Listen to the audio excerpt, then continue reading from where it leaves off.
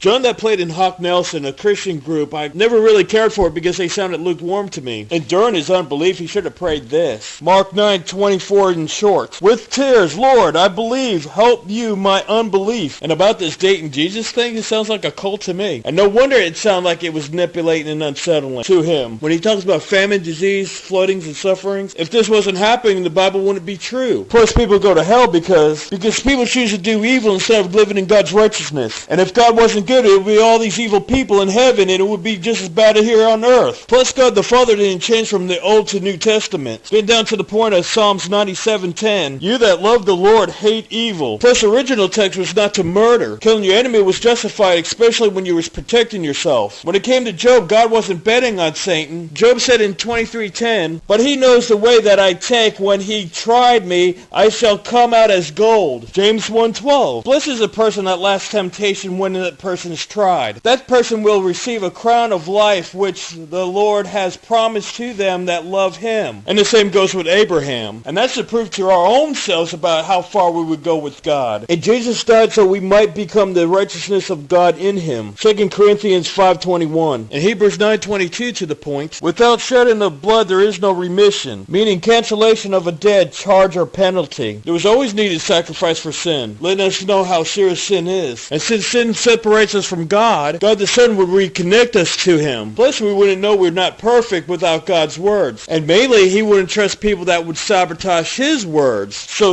what if it's a little bit off? Because most of it matches the original scrolls from today. And of course, Satan's going to bring the spirit of depression and doubt. But we got to recognize who it's coming from. From the very one who will steal your joy. Proverbs chapter 28, verse 26. Whoever trusts in their own mind is a fool, but the person that walks in wisdom will be delivered. Proverbs 12:15. The way of the fool is right in their own eyes, but a wise person would listen to advice. Proverbs 3:5 and so on. Trust in the Lord with all your heart and do not lean on your own understanding. In all your ways acknowledge him. 2 Timothy 3:5. Having the appearance of godlessness, but denying its powers, avoid such people.